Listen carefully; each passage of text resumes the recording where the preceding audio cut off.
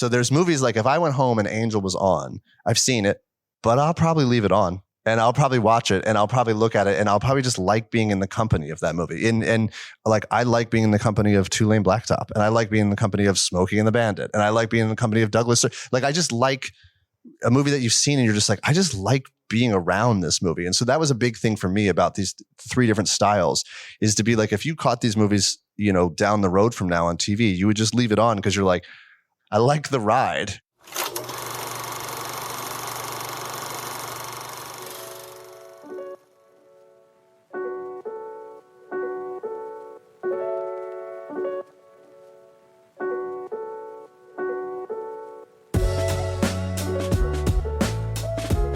Hello, and welcome back to The Director's Cut, brought to you by the Directors Guild of America. In this episode, an aspiring actress finally gets her big break while a killer looms over Hollywood in director Ty West's crime horror, Maxine. The third entry in West's trilogy of X films tells the story of Maxine, an adult film star looking to break into mainstream cinema in 1980s Hollywood. But when a mysterious killer begins stalking starlets on the Strip, a trail of blood threatens to reveal her sinister past. In addition to Maxine, West's other directorial credits include the feature films Pearl, X, In a Valley of Violence, The Innkeepers, and The House of the Devil, and episodes of the series Them, Tales from the Loop, The Exorcist, and Wayward Pines. Following a screening of the film at the DGA Theater in Los Angeles, West spoke with director Sean Baker about filming Maxine.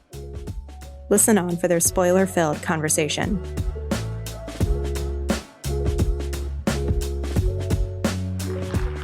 Okay, so, well, first off, I got to see it again for a second time, and it was even more fun this time around. And seeing it on this screen, especially, which is, you know, best projection in anywhere.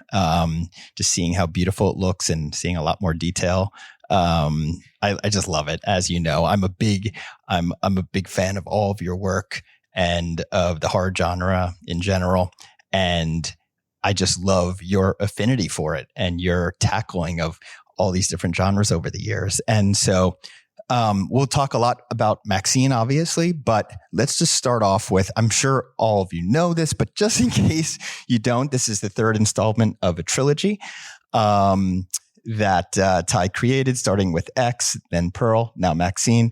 And I think it's so wonderful that there's like original content out there. I hate to use the word content, but you know what I mean? There's all this pre-existing IP, and to have like fresh original stories being told, produced, and distributed, just incredible. So I just want to ask you a little bit about, just to tell everybody an abridged version of how this trilogy came about, because I know it wasn't actually thought of as a trilogy at first. And so if you could just tell people how it came about. Yeah, so I wrote this movie X without telling anybody, and I sent it to A24, and they were intrigued enough to want to make that movie. And right as we were getting ready to do that, COVID happened, and it looked impossible to make a movie. And it looked like we were at least going to have to push it a year, because I wanted to shoot in the summer, and we were never going to be able to shoot in the summer with what was happening with COVID. And I think A24 really wanted to find a way to make it. I wanted to find a way to make it. And the only place on earth where you could make a movie at the time that was sort of safe to do it was, because this is like early days of peak COVID, was, I mean, I guess you were in Texas around the same time. So we were both like out there very early, but it was New Zealand. And because we were so ready to go, we were able to apply for all the work visas and things very early on. And we got all of that. And so we had this opportunity to go all the way to New Zealand, to bring a lot of people that I've worked with on countless movies, to spend a bunch of money to build Texas in the middle of New Zealand. And I just felt like to be one of the only productions on planet Earth filming, with no sense of if we'd ever get to do this again, the idea of just tearing it all down and going home and sitting in our houses was like, I couldn't fathom it. And so I was sort of desperate to figure out a way to, how do we keep making movies? We're going there. We have all this. We're so fortunate to be able to do this. How do we make more than one movie? And a sequel to X, if anyone has seen it, at that farm makes no sense, because basically everybody's dead. And so But we did build the farm, and we did have Mia Goth, who was playing the older Pearl character. So we could go backwards. And so I kind of had this idea that if you go back 60 years, it coincidentally timed out with the Spanish flu, and that was relatable to everybody on planet Earth at the time. And this kernel of this idea started about like, well, what would this young character's story be? And how could it be? Whereas X was a movie about some filmmakers, and it was a movie that was really, for me, the reason to make that movie was to try to put like craft back at the forefront of the movie I was making. And one way to do that was to have the characters in the film be making a film, so the audience kind of got familiar with what they were doing, and then maybe that would make them a little bit more observant of things that I was doing, and then that might just create an appreciation of like the craft of filmmaking in general in the movie X. None of that made any sense. The 1970s indie filmmaking made no sense in a story like Pearl. So I was like, well, what's another kind of filmmaking that would represent a character? Because if in X, it's about this sort of do-it-yourself independent filmmaking, like make your own version of the movie business to become a star. You know, Pearl became about looking at being a star and looking at Hollywood and the movie business as like on a pedestal of how your life could be better if you had the life that those people had. So that's kind of what inspired the style of that movie. And when I pitched A24 that, they were sort of open to it, and it took a little bit of convincing to get it done. When we went to New Zealand, we had 2 weeks in quarantine, and we wrote it in the 2 weeks in an effort to try to fast track it, which happened. But I also pitched them Maxine at the same time. And I was like, you know, we could make these two movies and we could call it X, XX, and then we could make a third one and call it XXX. And it could be this sort of play on what the porn ratings were as they got more extreme. And I meant that somewhat seriously, but a little bit as a goof. And then once we wrote Pearl, it didn't make sense to call it XX. And then by some miracle, I had written a character named Maxine who had X's in her name. So there's a way to salvage the triple X aspect of it. And basically A24 was like, if these first two work, we'll make a third one. And here we are. Amazing. And what period of time, it was about 2 years between the making of the first two and this film? Is that right? 2 or 3 years? It wouldn't have been in between. It would have been, so we made X, and then we went down for 3 weeks of prep and then shot Pearl. And then we cut them at the same time. And so then X came out in March of whatever year that was, and Pearl came out in September of whatever year that was. In between those two, I had written this script, and then we started shooting this at the top of the following year. So you might be right. It might be 2 years, but there was never a stop in making one movie or releasing one movie or writing a movie, or there was no gap between any of it. So you just made 3 films in a row. Yes. Incredible. It's been a very busy 4.5 years. Wow. I can't even imagine. I wouldn't recommend it. Yeah. Yeah. I'm glad I did it, but it's one at a time from here on out. It's an incredible amount of work, especially with all the positions you take. I mean, you're editing as well. And so that's your whole life. Yeah. A lot of times that's the hardest part because, as you know, because you edit as well, everybody has a great time on the movie and then they go home and then you're still there and you're just sitting there with all of the not good versions of the movie that you're trying to build back into what it was meant to be. And everybody else is off on another movie with new friends having a great time. And you're still there trying to figure out why this thing that seems like it should work didn't work right. And it's long and technical. And in the end, I'm always happy that I did it. We've had this conversation before. It's a very sort of proud feeling to be on the other side of it, but it can be grueling at times. And you had final cut on these films? Yeah, I did. Yeah. Oh, great. Congrats. And also with A24, I mean, they've always been very respectful about it. So there's never really been, they'll give me their thoughts and I sort of do the ones that I think are but we've never had any issues ever. It's always been a very pleasant collaboration. Wonderful. And are they very involved creatively? It depends on, I would not say very involved compared to what I assume it might be like at a much higher level with a certain kind of IP project or something like that. They're not shy about giving you their thoughts, but there's not really they're a very filmmaker friendly company. And I think that's what they've built themselves on, is being known for a slate of films by interesting filmmakers and interesting voices and things like that. So it doesn't really benefit them necessarily to get in the way too much of what that, quote unquote vision would be. But if something they feel like isn't working, they'll mention it to you, or they'll say like, we like this more than we like this and things like that. And so there's certainly like input, but also that's valuable because in the same way I would show a movie to a friend to get feedback on, it's pretty comfortable to share it with them and not feel that you don't have that pressure of, if they don't like something, now you're in this desperate attempt to like win them back over, and because that's always the hardest thing when showing unfinished version of a movie to someone. If it's not someone who isn't like a lot of friends who are filmmakers, they're not particularly invested in your movie, so they can give you their feedback and they don't really care if you do it or you don't do it. When someone's invested in it, they may really care if you do it or don't do it. And then it becomes a very complicated scenario. And A24 is very good about just doing whatever's best for the movie. Oh, incredible. All right. So, well, let me ask you about your creative collaboration with your star, Mia. Mia Goth, this is like her career-defining role. It's incredible. And you can see that she's put in so much heart, or at least I feel it. Mm-hmm. Watching these films, I feel like she put her all into it. So I'm wondering how much involvement she was creatively developing this character, et cetera. Well, on X, we met on Zoom, and she didn't know about playing both characters. She had just read the script for X, and she liked it, and we talked, and we really got along very well. And I think she understood the kind of movie I was making, and she also, at the time, was really hungry and really ready, I think, to take on the responsibility of a lead role and to sort of be seen. I think she had I don't know if it's the right way to say it, as a chip on her shoulder, but she had an attitude to want to be seen to the degree that she felt she was capable of and maybe hadn't been seen before, which was perfect because that's kind of the character. So that was like aligned beautifully. And also I was trying to make a movie that was, very craft forward, which would be a lot of hard work for me.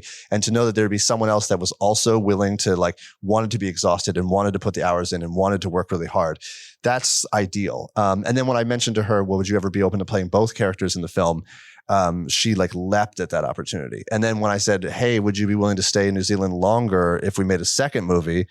She leapt at that opportunity. And I was like, well, since you're playing this older character, there really can't be a second movie without you. So do you want to collaborate and write this together? And she leapt at that. So the enthusiasm and the fearlessness in her, which matches her as a performer as well, was like the perfect fit, because that's kind of to make 3 movies in a row, especially on something like X, where she's in 6 hours of makeup prior to the 10-hour day, or if she's in Pearl, where she's in every frame of the movie. And with call times, there is no, the turnaround is down to a second. So it's exhausting and brutal on a person to never basically leave set. Yeah. Did she slightly develop the character with you? I mean, you had written X, but Maxine was pretty much, I think, on the page. I mean, the mannerisms and the attitude, and she brought it to life for sure. And then Pearl, yes, because she had been developing older Pearl, and so maybe some of the plot aspects I had already had together before telling her about the movie. But the intricacies and the idiosyncratic elements of the character, and really just the kind of energy of the character is all her, the manic nature and whatnot. And then when we got to this movie, since we had made the other 2 movies, there wasn't a lot. I mean, we had to get the band back together and get back out there and shake the cobwebs off. But for the most part, she has enough autonomy over Maxine at this point to know who that is. And I'm trying to kind of set up guardrails to keep her in the movie a little bit, but it's really hers as much as it's mine. Interesting. Okay. So let me ask you about, because I see this trilogy now as a celebration of 3 eras of cinema, American cinema. Mm-hmm. And it seems like that organically came about, which is incredible. So how much time did you have? So Pearl is very much I would say maybe Douglas Sirk, Technicolor-y, homage or tribute. But you only had, say, 2 weeks. You said you only had 2 weeks to prep for that. That's a lot to prep for. Did you have to did you stream all these films or did you already know them in order to really, Yeah, I didn't really look at many movies necessarily in prep. I don't do that often. You would think that I might, certainly with the stylistic aspect of these 3 movies, but I really don't do that so much. I think a big part of it was I knew, as we were doing the production design, the movies, it's coming to life in front of you. When you paint a barn that red, you see what it's going to look like, and then you said, well, then the clothes need to do this. And you kind of figure it out as you go. I knew stylistically, how I was going to move the camera and things like that. But also I had come off, prior to these movies, I had come off doing 18 to 20 episodes of television, back to back. So switching from different things wasn't particularly jarring for me. So yes, it was 3 weeks of prep, and that's not a lot of time to prep a movie like Pearl. But I had been doing that for 5 years straight. So it didn't phase me in that way. It was just let's just get on with it. I'm glad you brought that up about your television experience, because I think about the fact that, like, I don't know if I'm just speaking for myself, but I feel, and I've heard feedback from crew members, that they often see the director, and sometimes I see myself as like the least experienced person on set. Because if you think about it, a feature film director, you're on set for approximately 30 days every 2.5, 3 years. And that's it. While everybody else is going from project to project and amassing those set hours, and which is experience. And I was just wondering how that, 5 years of television directing and episodic directing, how you feel that helped you. Yeah, I mean, you're exactly right. So real quick, do you see a difference in your directing pre that and then post? Sure. Yeah, I mean, you're exactly right in that it's one thing that's interesting about doing television is as a director, I have never seen anyone else direct anything. Because how would that happen? And so going to TV, even if I only see the day or two of the person prior to me or whatever, it's fascinating. And to see someone do it, like, wow, they do this so different, and just be like, I don't even know how they do that. That's just an interesting perspective. And to see the showrunners who are very stressed oftentimes and be like, oh, I'm you. I know I can now see this from the outside. And that's kind of profound. But really, it's just like the reps. Like putting in the reps on set is that there's very few pieces of equipment I haven't used at this point. There's very few kinds of personalities I haven't encountered at this point. I don't hire the crew. So you're just like, here is the people. I hope it works, and then you have to kind of learn to navigate that. And as a director in TV, just speaking for myself, I'm not really trying to make it my own per se. I'm trying to understand what is it that best version of that show to that showrunner is. And then I'm trying to hopefully use whatever skill set I have to like give them that. And in doing that, it takes a little bit of the personal nature out of it for me. And I think that you can get better at doing things that way. It's hard to do that on your own stuff because the choices are so live or die. Where on TV, it's like, it's not as like if it rains and we can't shoot that day, I'm like, this is Amazon's problem. This isn't my problem. Like, whereas on your own movie, you're like, what if it doesn't match when we come back at, I'm like, well, they'll just get another day. I don't know. Like it's just, and having the relief to not have that, I think lets you have clearer decisions and stuff. And so I found it great. The other thing I would say lastly about it is when you write, direct, edit, produce your own movies, it's like, I'm done this trilogy now. And but I came here today from writing on the next thing and it's miserable and it's back at zero. And it's like, how am I back at zero again? And I have to build the whole enterprise all over again. TV is like, can you be on a plane Monday? And it's like, yeah. And then you're directing. And so from 2 decades of making my own movies and it being like 2 years of trauma at best to make a movie to someone just saying like, if you can come to Atlanta tomorrow, you can direct this. And you're like, oh, and that actor's in it? That sounds great. Like I've found it to be really enjoyable. So, yeah, I'm happy to do it. So you'd recommend it? Yes, I do. I think it's great. I'm a big fan of episodic television. I think it's a different job. It's similar, but it's different at its core. And I'm also just like happy to be asked to do anything. Yeah, just to be working, right? Yeah, exactly.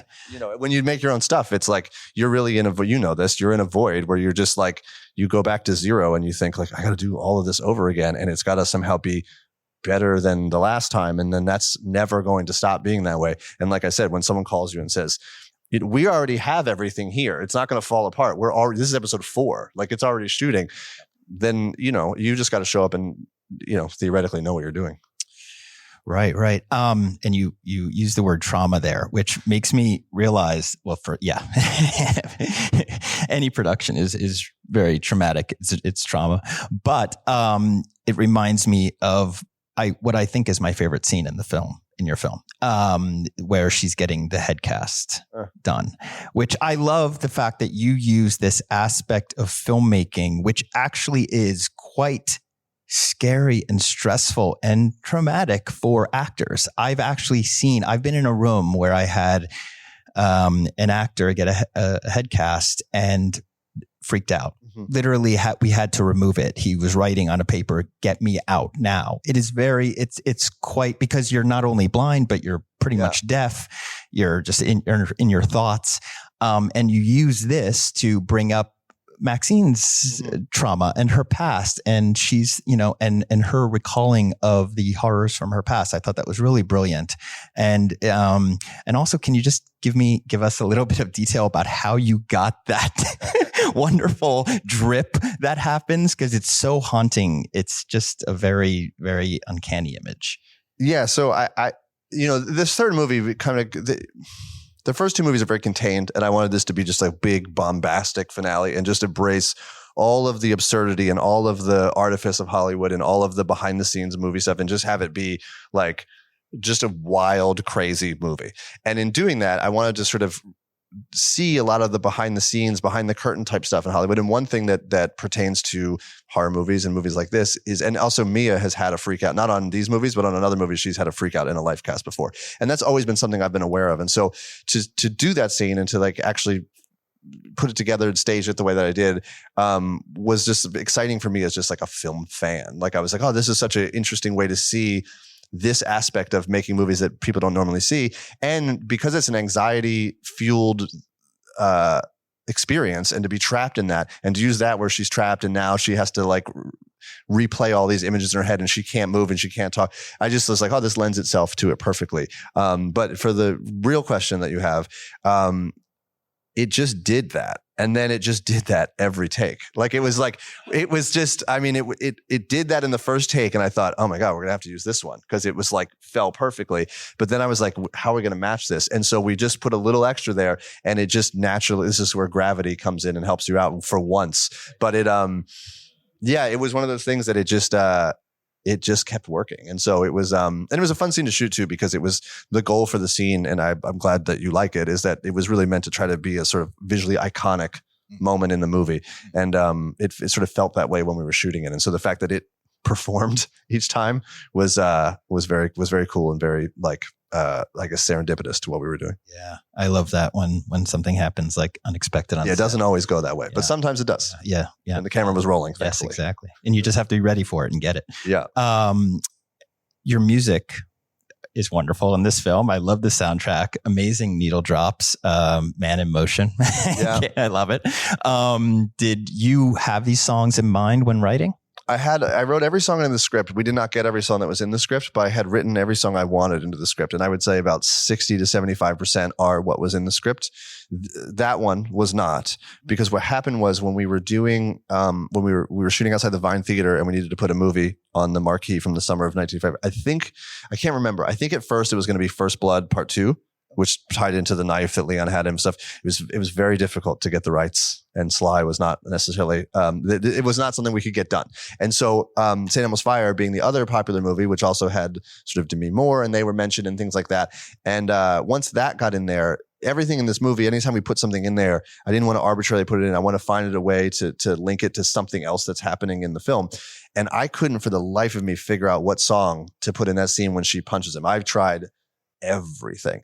And then at some point, and I don't think I ever even thought to try Man in Motion, because I just figured we'd never be able to afford it. And so it just didn't even enter my mind. And then when I was really running out of steam, I put it in and it worked. And I remember asking my assistant, I was like, hey, you're not going to know what this is. You're too young to know what this is, but can you go see if you can find on YouTube, like the Casey Kasem air check for this? Cause I know it was number one. And then he found it in like 30 seconds. And it was like, oh, okay. I was like, well, if we can get this, and then we have to get it. And actually, John Parr was cool and we worked it out. So it ended up being fine. And I had no backup, because once that one worked, I had so many cool songs that I tried in there and none of them worked. And that one was just always like, oh, this is the one. Wow. I love it.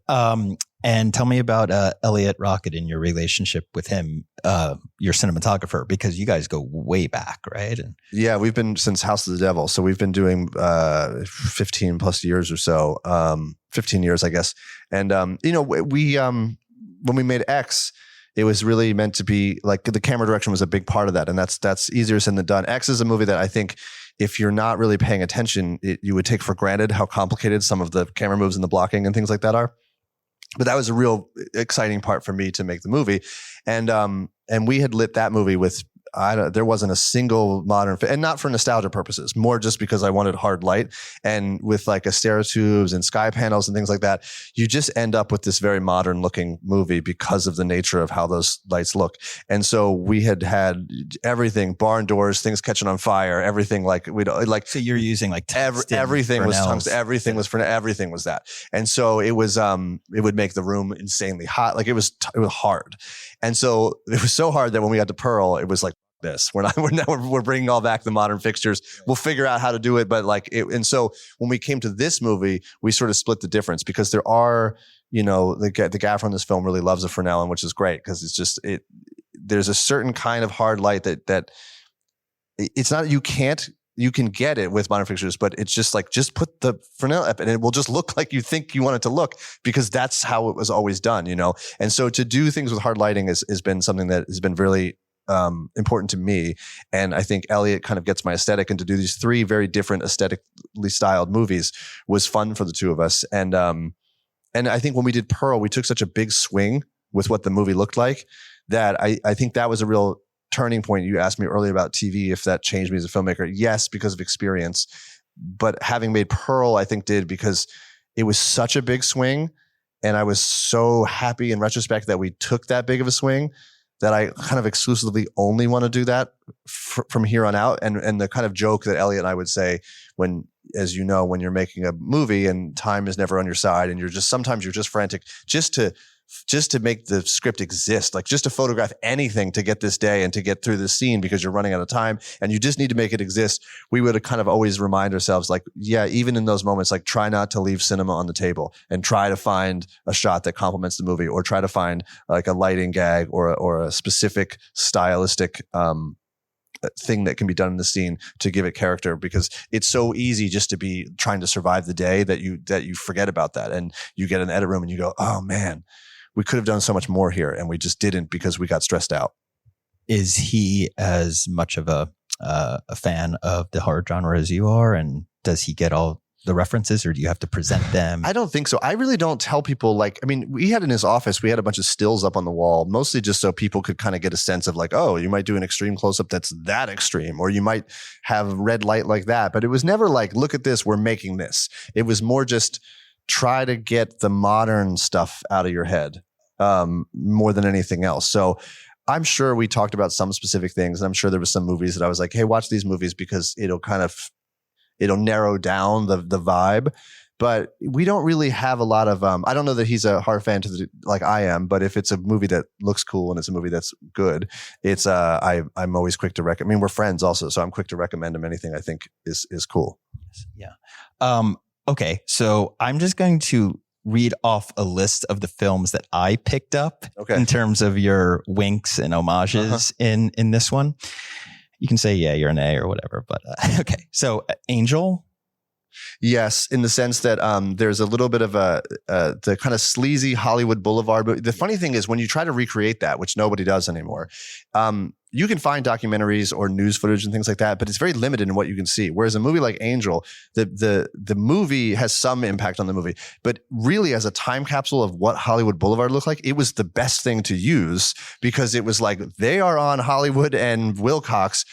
That's exactly what it looked like because they didn't have a lot of money making that movie. So there's no production design. It's just, that's what it was. And so that movie was actually very useful just to kind of like take you back to the era a little bit. Yeah, that's what I saw that one in Vice Squad. Yeah. They both do the same. Yeah. Right. Savage Streets as well. Like those three movies. Yes.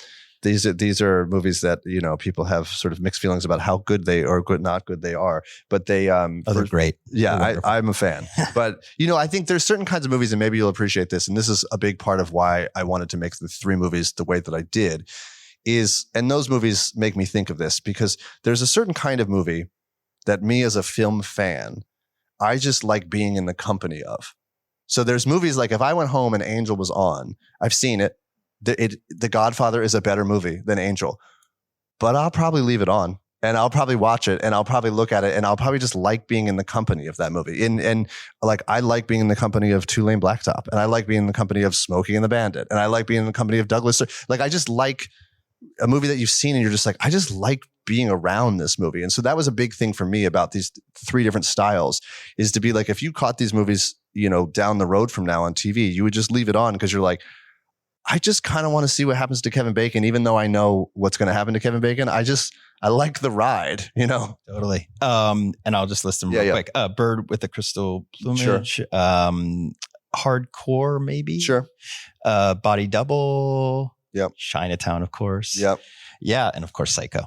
But it's so cool. I just love the winks and the nods, and the fact that this is all just now this trilogy stands as a celebration of cinema, which is so freaking cool. That's really what I wanted it to be, because to start it as craft for a movie and then to kind of turn it into 3 movies, the biggest thing that I would be proud of if you have this box set on your shelf is that like these movies are very much like the enthusiasm from movies is so in these movies, and that the character of Maxine Minx is like, she's stuck now in cinema. You know what I mean? Like I made 3 of them. You're stuck with her. She's not going anywhere. It is what it is. And Pearl and her red dress and these things are like, that was a big part of the drive for the craft, is to try to get something that feels like this has its place, not just as a movie I'm making, but that like sticks around for people who just like movies. And whether that's for everybody, I don't know. And people will certainly, I hope people like all 3 of the movies. Maybe you only like one of them and you think the other ones suck. And maybe you argue because your friend loves this one, your other friend loves it.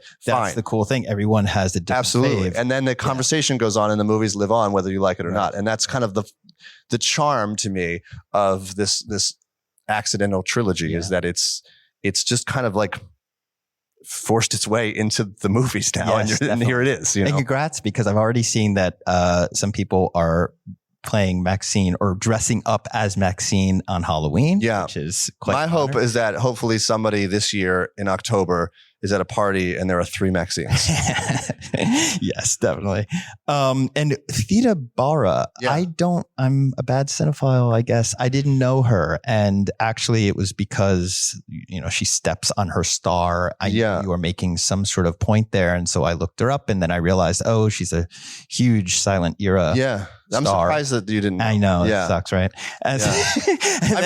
But also you named the alligator in Pearl. Yeah, and she was in Theda Bara was in Cleopatra, and that was on the marquee in Pearl as well, because Pearl was naming all of her pets after. And she was also one of the first sex symbols, and so that's kind of how it started. It was like, well, when I was writing Pearl, it was like, well, she should name all her pets after her favorite movie stars, and you quickly get through sort of the more obvious ones, and then you think, well, okay, who are the ones that represent her or represent Maxine and the vibe of this like the universe of these movies, and that's where that came up, and then it's just been going on and on from there.